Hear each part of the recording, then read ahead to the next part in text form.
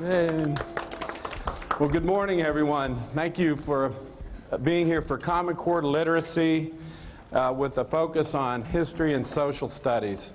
It's an honor anytime I get to talk about the passion that we have for how social studies and history is so important to the learning and education of our students, and not to mention the civic goal of having, well-informed citizens, literate citizens, and so on.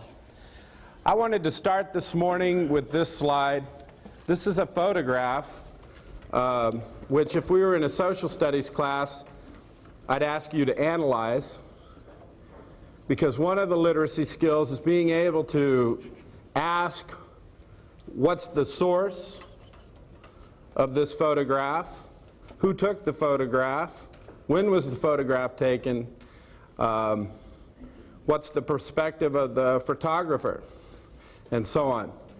But the purpose this morning is to take a photograph from history. This one is from the 1890s. We don't know the exact date. It was taken in Alabama. And this is representative of how important literacy is. Because before 1865, slave codes prohibited the teaching of reading, writing, listening, and speaking. Well, not speaking, but prohibited teaching of slaves.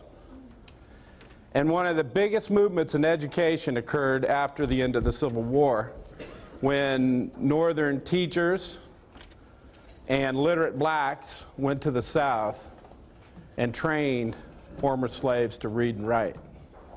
Now, if you think about that, the reason why they weren't allowed to be taught is because literacy is powerful. Education is liberation.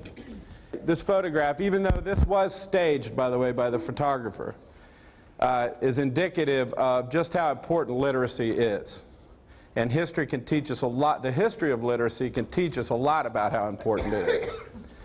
So that is, and we don't know the names of the people in that photograph.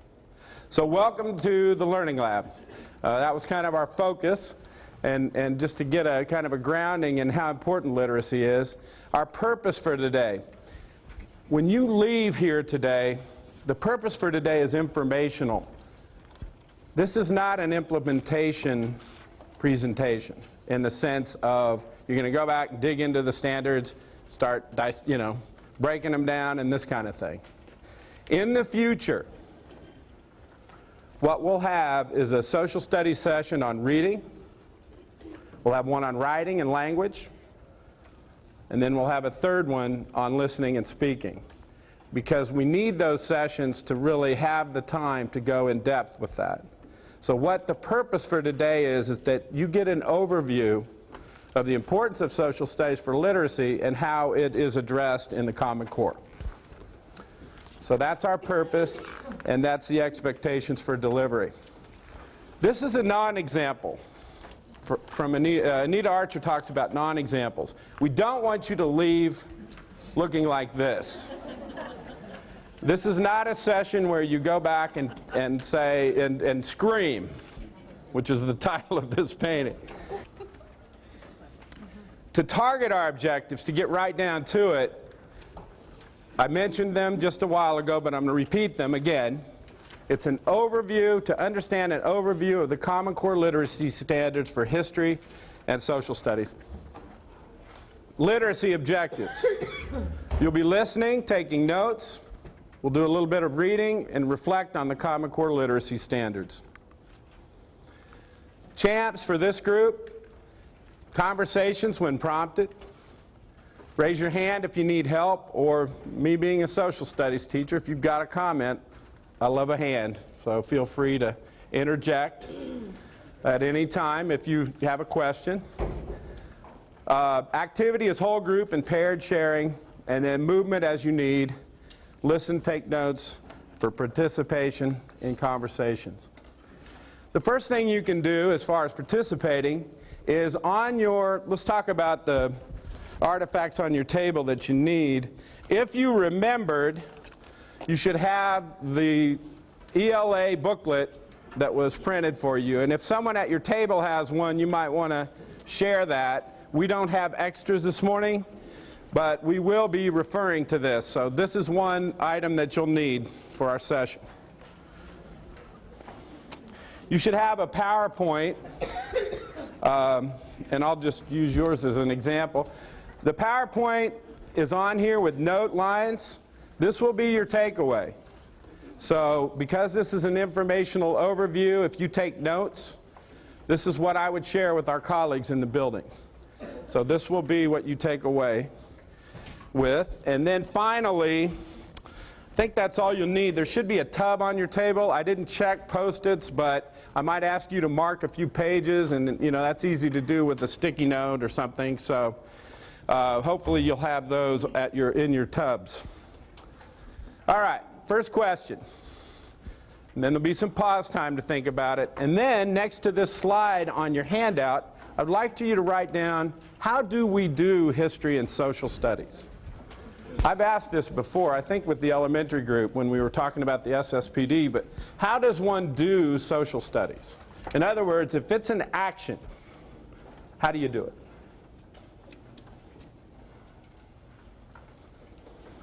Think about that and jot your thoughts down, or keep them to yourself because we're going to share here in a minute.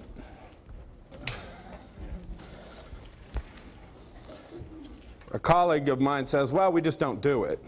That's not acceptable. Okay, you probably had a little bit of time to jot down a few thoughts.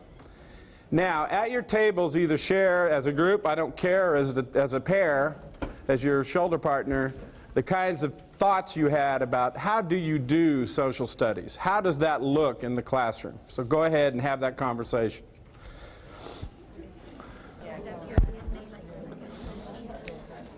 Now, I heard a lot of good things. It was fascinating. I wanted to hand the mic to some people immediately. But if somebody would volunteer to share some of the thoughts that came out of your group or your discussion. Chrissy?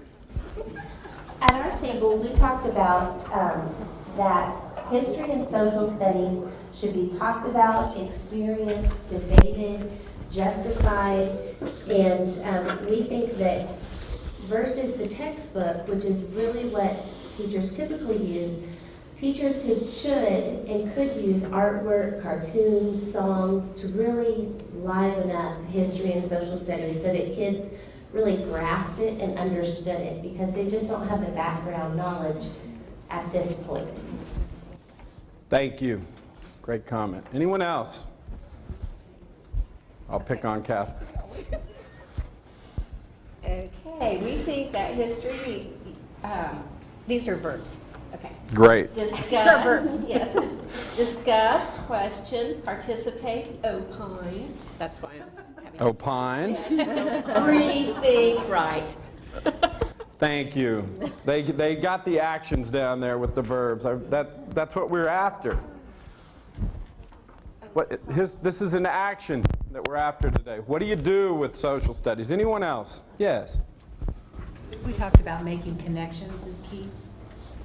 So making connections to kids' lives, to what's relevant today, that kind of thing. Just so it's not something from far in the past. We kind of have a list: discuss, challenge ideas, inform, research, think, write, reflect, form opinions, share biases. Wow, what a list. Excellent list.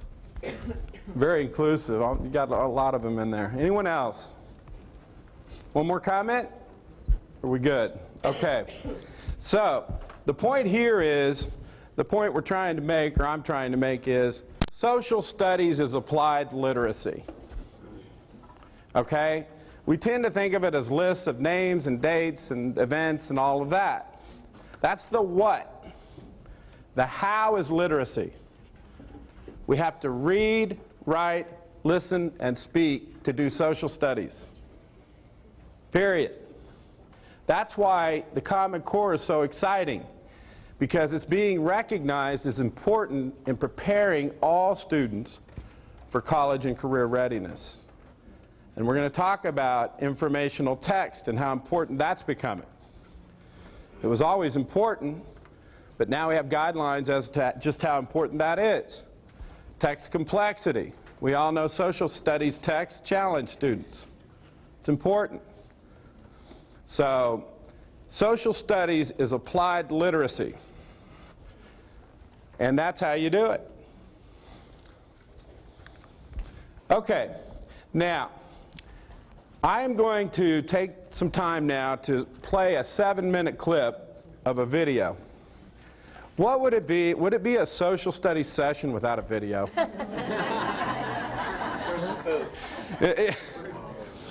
Right? So, 7-minute clip, all right? And here's what I want you to do. I thought about the lens you had to put on to watch this, because this is a review of ELA, the English Language Arts Standards, but it's also has some examples of social studies in action with the literacy standards for the Common Core. So I thought, well, put on your social studies lens and look for literacy, right? And then I thought, no, put on your literacy lens and look for social studies. And then I thought, I don't care which one you do. But you get the point. So in social studies classes, we have what's called a guided viewing question. This is much better than a list of things that kids have to write the answers down to as they're watching a video. Because what happens when you do that is you focus on filling in blanks and you don't learn or focus on what you want students to learn from the video.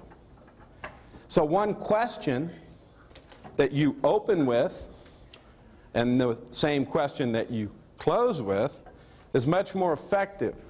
I learned that the hard way because I had a film that went beyond my questions. And what do you think my students did? As soon as the questions were over, they were done. Didn't matter what the Greeks had done after that. It was over. Question 20 was answered. I got my points or whatever. I'm done.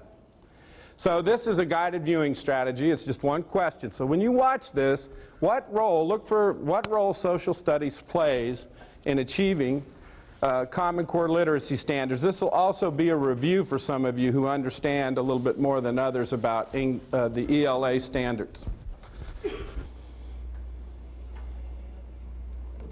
Susan Pimentel, a consultant and standards expert, and Can you hear that? who founded the education think tank Student Achievement Partners, led a team of about 70 teachers and experts who spent a year writing the new standards for English language arts and literacy.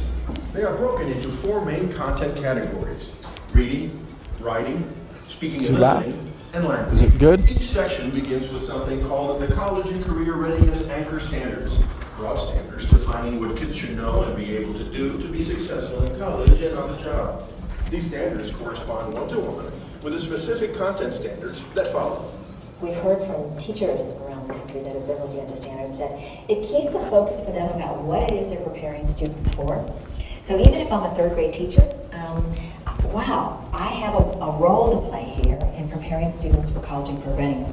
So there's a place there to really keep the focus on where it is I'm heading and what it is I'm preparing the students for. The content standards begin with that most fundamental of skills, reading. The anchor standards here emphasize reading closely, making logical inferences, citing specific textual evidence, and reading complex texts.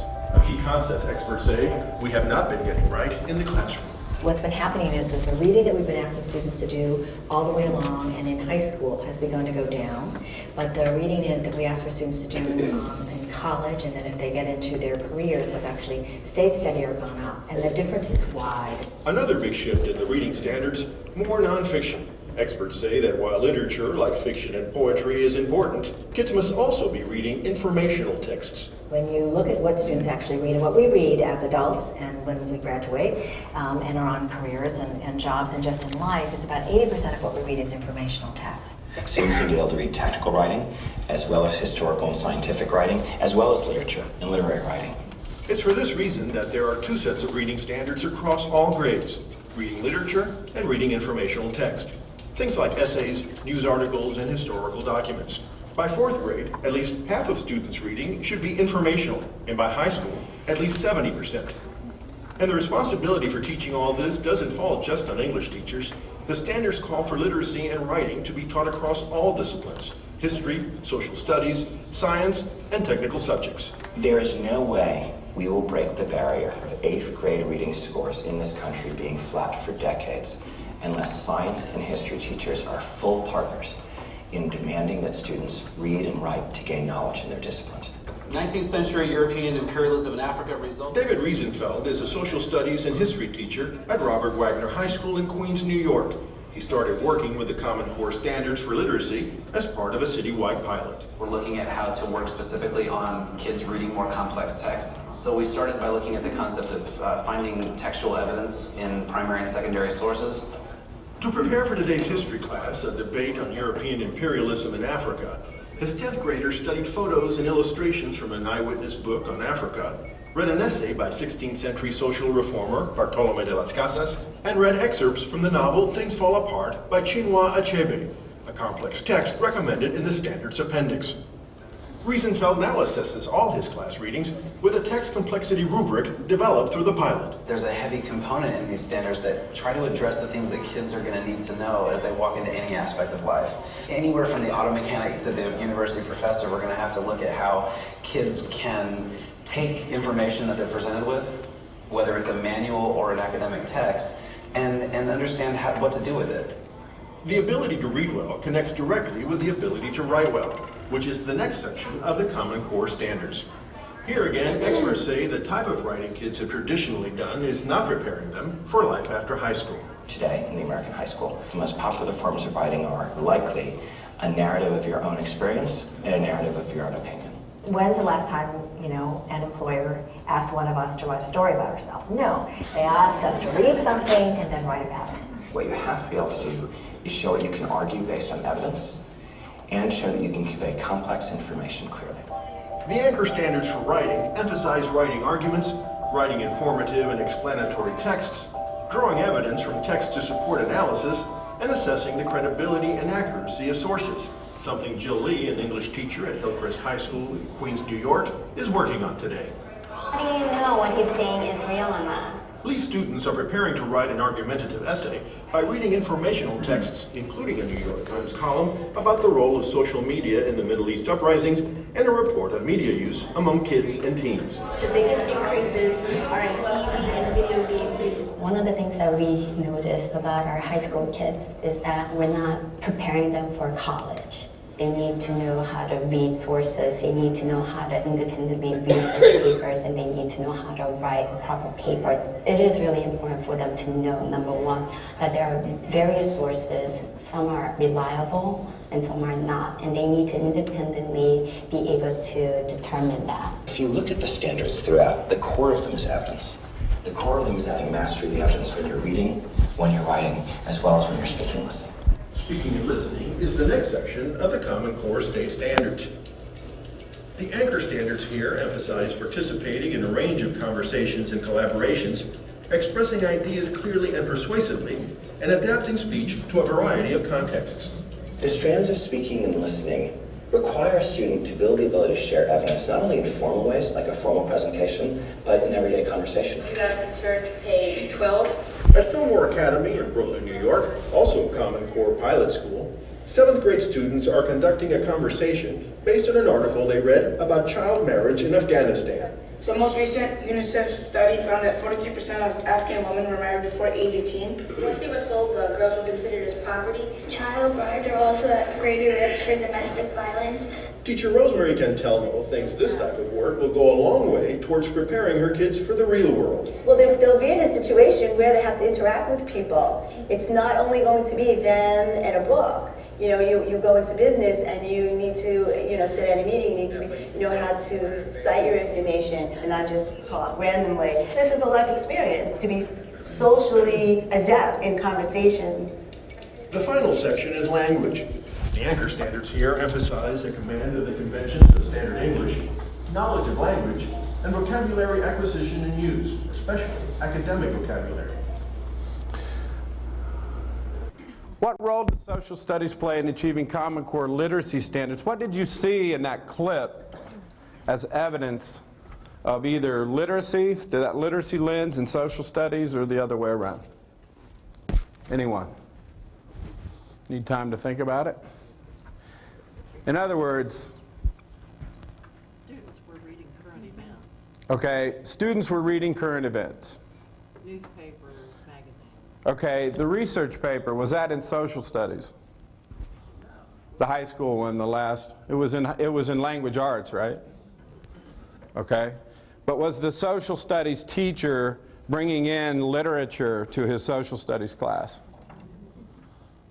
Okay. So these divisions are arbitrary. Yes? It struck me that the anchor standards are really the work of a historian to read closely, understand complexity, communicate that clearly, provide evidence, argue and persuade that their version of history is correct. And remember, the anchor standards, and I'll talk a little bit more about this in a minute, go across all grade levels. Okay? There's increasing levels of sophistication, whichever strand you're in. And Beth and Dawn went through the speaking and listening with you last time if you were here. You have to know that the problem with this question is you kind of got to know what the literacy standards are in social studies to see that. But I think you really can see the importance, they said, for example, fourth graders, 50% informational text. Where are they going to get that? Okay? Well, I would argue that a social studies lesson's a good place to get that, right? 70% in high school. 70%. We all got a chuckle out of the fact that in our professional lives, you know, we're not asked to write a narrative about our summer vacations very often, right? We usually have to process things like we're doing today, complex text or information that we need to apply and share with others. So these are real applicable standards that go across all subjects, not just social studies. But certainly social studies and history can play a huge role. So, that's why I put this slide in. We have a shared responsibility for literacy development. Everyone, pre-K-12, you name the content area. The beauty of the Common Core for me is that they're honoring the importance of social studies, science, and technical subjects.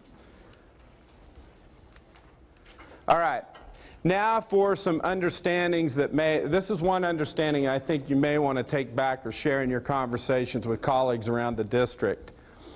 There is a misunderstanding about what the standards are. They're not content standards as we've known them in terms of lists of people, places, events, that kind of thing. So when I talk content standards in social studies, I'm not talking literacy standards, I'm talking about information, the what, okay?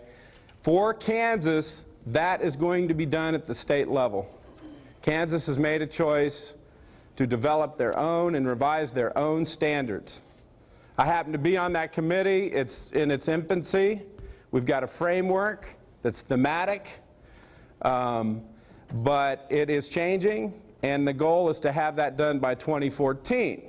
So as coaches and other professionals, we will be working with the current content standards that we have until then. There's not going to be national standards that we adopt for the information that we are supposed to learn. Okay? And I think that's a real, and I've had even colleagues, my colleagues were like surprised by that, some of them, a few that I talked to about it. So make sure you understand that for your teachers. What we're talking about is how are we going to do social studies? The literacy standards are national Common Core standards. The lists of things and all of that are going to be determined by Kansas. Okay? Now, you can imagine why that is, speaking of social studies. Social studies standards are political. I may join the National Common core standards movement, but you're not going to tell me I got to learn about that in Texas. You know? Or wait, I guess they've opted out. But and if you're from Texas, and I love Texas if you're from Texas. I didn't mean to be hating on Texas. But in the social studies world, they're an example for us quite a bit. But you can imagine, you know, these arguments about what are the most important causes of the Civil War, and then we get into these lengthy debates about in committee meetings, and you know, it just goes on and on and on. So they're trying to avoid that, I believe, is my take on it. And we'll just do it at home, which is still controversial at times. So does everybody have that understanding as a takeaway? Any questions on that? I think that'll be helpful for some of your teachers, and that means that you don't have to master new informational content standards, you know, until later. And that'll come in. I'll be back with you when that comes out. Okay, let's talk about the literacy standards then. We've learned now that we're not talking about, you know, the list of things that we're supposed to know or whatever, but we're looking at the how. And the literacy standards for pre-K-5 are in the ELA document.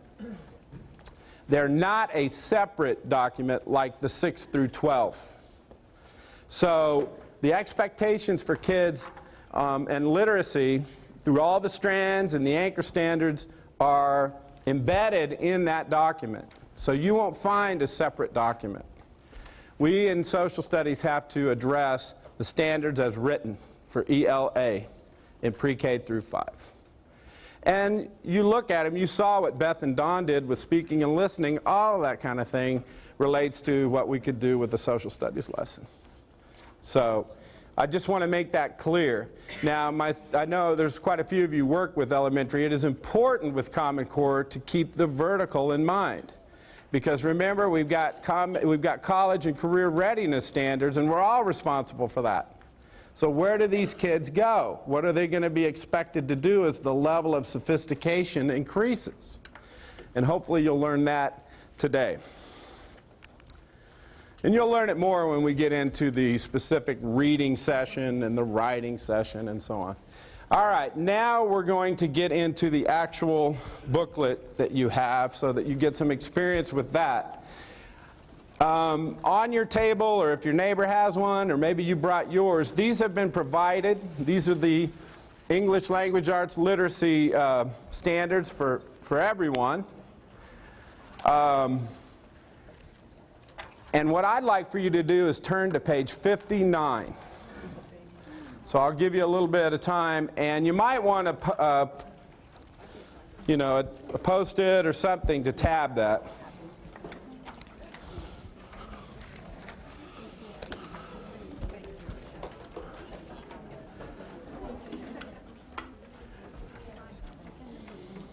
In fact, if I had my PowerPoint notes, I might circle page 59 because that's where, especially if I'm in secondary, because that's where they begin.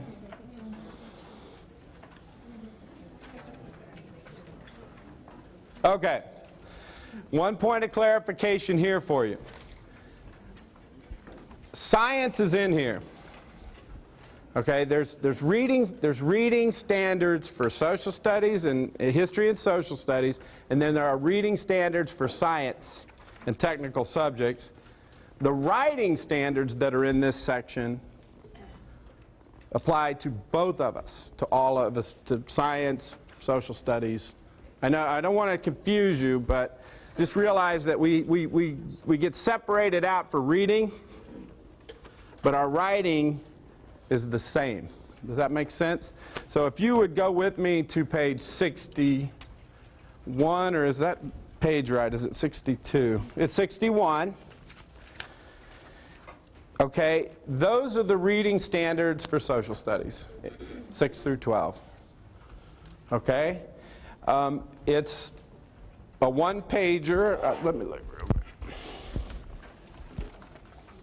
It's a one-pager, and 61 is where history and social studies is at. And then the back side of that are the science. And Laura will talk to you about that down the road.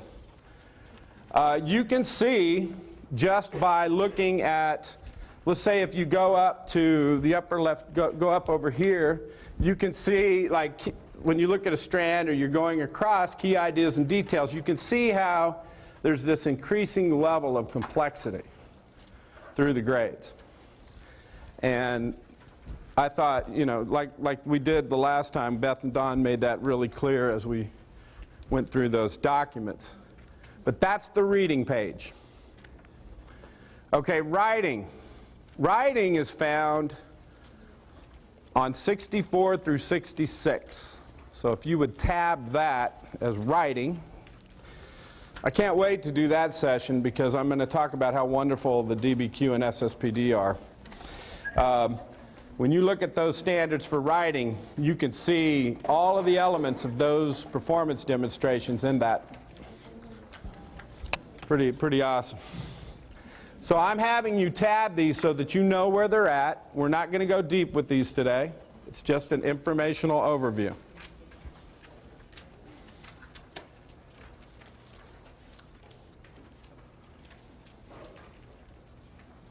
Questions? Concerns? Okay. Speaking and listening is huge in social studies. We want to have conversations. We don't want the teacher rattling all the time like I am right now. We want to talk. Okay? But those standards are back in the overall ELA standards. So, you know, these apply to everyone, whether you're in science or social studies or language arts. And they're awesome. You know, Don Gifford, who leads the state in social studies, you know, loves this page. Because if you look at it, it's on page 49, it's back away from the separated document. You'll see, you know, all these wonderful things you can do with our students in our classes. So to review and to move on from this, speaking and listening are important standards for us, but they're not in the separate history social studies section. Okay? All right. Hope that's helpful. All right, so now let's talk about, let's just make this point one more time. Common Core takes standards and increases sophistication over time and grade levels. A little bit here, a little bit more here, more complex here as you move through.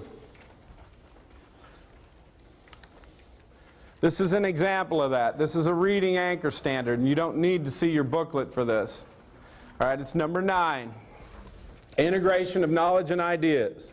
Analyze how 2 or more texts address similar themes or topics in order to build knowledge or to compare the approaches the authors take. Boy, that sounds like a standard, doesn't it? I had to take a breath in there a couple times. But here's how it would look in kindergarten. So when you look up there on the screen, you'll see in kindergarten we'd want them to compare and contrast the most important points and key details presented maybe in 2 texts on the same topic. So we do we do something on coral reef, or I don't know, seeds. Thank you. Help me with kindergarten, folks. Okay, we do seeds, and we compare seeds. And we talk about how seeds are depicted in this book and how they're depicted in this book, or in this picture book, or however that goes. So now, if you move ahead, I kind of took the beginning and towards the end, you go to 11th grade and we're getting ready for college and career readiness. You're talking about integrating information from diverse sources, both primary and secondary, into a coherent understanding of an idea or event, noting discrepancy between sources. Sounds technical, doesn't it? But you get this, you're getting you're getting this primary, secondary source language, which is very history, social studies related. But it's just a, progression to the more complex. So that's an important point to make no matter whoever's talking to you about these. Here are some general observations I've made from studying these. That's my job, is to look at these more deeply than you. One is, there is definitely going to be an increased emphasis on informational text. So whether you do that in social studies or language arts or wherever you get that done, that's in the Common Core.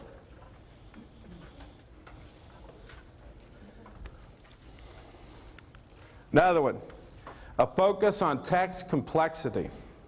When I do the reading session for social studies, I'll really get into this, but it's an important part of instruction for college and career readiness. We had a meeting the other day where we looked at the research behind this. It's extremely important that we don't water down what we do. Kids need to interact with complex texts. And what we've learned, in my world anyway, is when reading gets tough, sometimes we stop doing it. Yeah, you want to say the going gets tough, the tough get going. But what we've learned is, you know, they can't read this preamble to the, you know, this anti-federalist paper, so we just won't do it. We'll show a clip. Okay? And that's a real issue I'll get into in the reading part, but we cannot shy away from difficulty. You know, and I know that social studies texts are difficult, but based on my reading and what I've read of the Common Core, that's not something that we don't do. We're just going to have to address how we do it. Okay?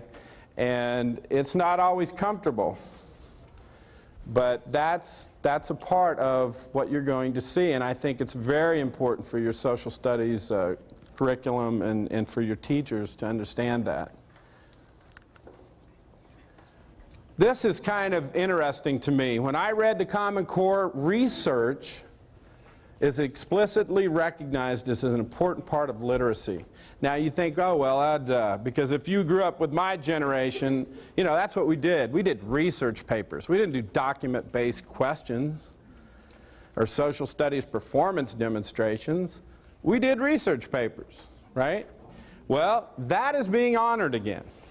Now, document-based questions are awesome because you interact with complex text, you perform it, you create an argument, you have to write, revise, all the wonderful things we do with literacy skills. But one thing about them is there's no real research component. I can get my packet, it's all there. Actually, elementary is a little better than that. They get the library to help them get resources from their library and so on. But at the secondary level, if you wanted, you could just do the demonstration with what's there. Kids don't have to go out and find the information. Research is I don't want to say it's back, but it's being honored as very important. And I think that's something that's a good thing and that we need to start, you know, addressing and doing more of. It's hard to do this time of year, according to my teachers, because of testing. So we have issues like that, but still doesn't mean that research is not important in some form.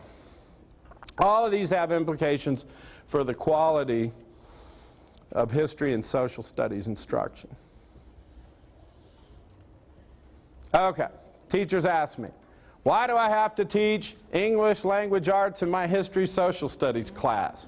Why do I have to do this? I'm not a writing teacher. I'm not a reading teacher. Any of you ever heard that? Well, this goes back to that we're all in this together slide, right? Literacy is the responsibility of everyone, pre-K through 12. I was in a meeting, I'm not, you know, at a school the other day, and we're doing a little PD on Common Core, and the paras were sitting there. And I handed out the information, and the paras go, oh, we don't need that. I go, yeah, you do. We're all in this together.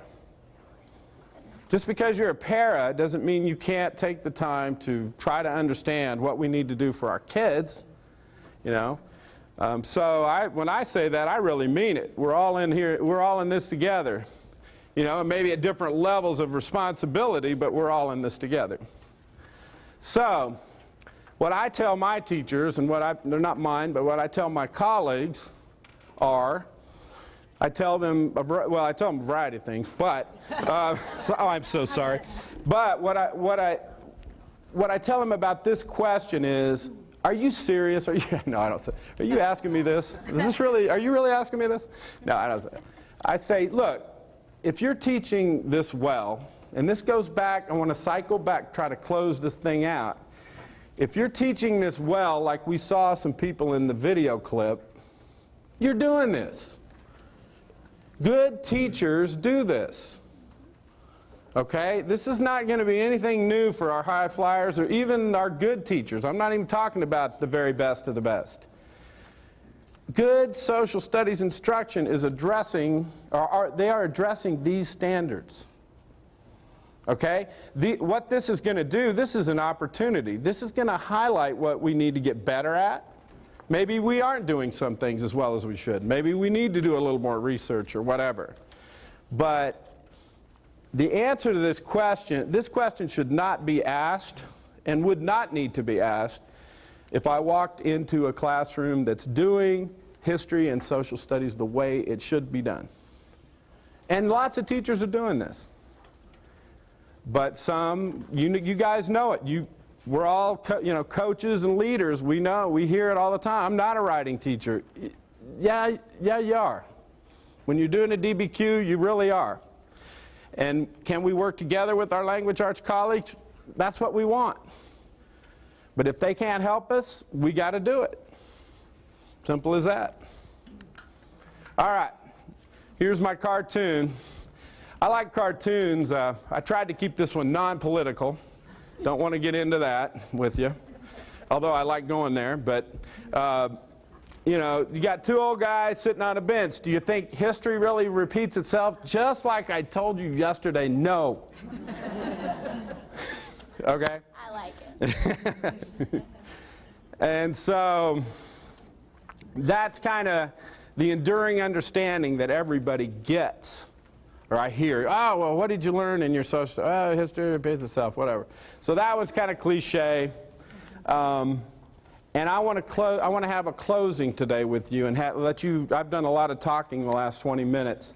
So what I'd like for you to do now is to start closing this out. We're going to have a closing here. And your reflection is going to be on a 3, 2, 1. Now, the reason I put the cartoon in has to do with the 1 at the bottom. I want to know, in your life, in your experience with social studies, as a student, what one lesson endured for you from a teacher? Good. It doesn't have to, okay? And you can't say, history repeats itself. That's why I put that in there. I took that away from you. And if you can't think of one, that says a lot. but okay, so 3 understandings from today, maybe from your notes, that you'd like to share with your colleagues. 2 items you would like more information about. And then that 1 enduring understanding that you got from your social studies education. Now, we have a little bit of time left to reflect on this, and then I want you to have a conversation about that with your table. So I'll give you a few minutes to write. Then I want you to talk about that and what you've learned today. And then before you leave, you're going to rip that sheet off, and that's my reflection. That'll be my feedback so that I can improve my work. Any questions about the closing 3, 2, 1?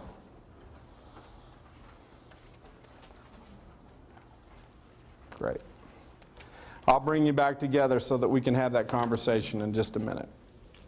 Heard some interesting things that went on in class in your experience. One of the things I did forget to do is tell you that the section on literacy, history, and social studies that I briefly introduced you to today is being delivered to secondary schools, the 6 through 12, this week. Okay, we printed those, so your teachers will have these for conversations about an overview about what they mean. We're not in the implementation phase, okay? But it will help them to get introduced and to start thinking about how what they do applies to these. All right? So that's coming out. And I just want to say thank you. I heard really good conversations. If you remember the purpose, it was informational. It's just an overview so that you have a little bit better understanding. Hopefully you got a few things you can take back and share. Remember that in the future, when we look at reading, we'll do a session on that. We'll get more into exactly what the standards say and so on. Okay? Writing, listening, and speaking. I thank you for your time today. I thank you for your attention. You were awesome. And I hope you have a good rest of the day.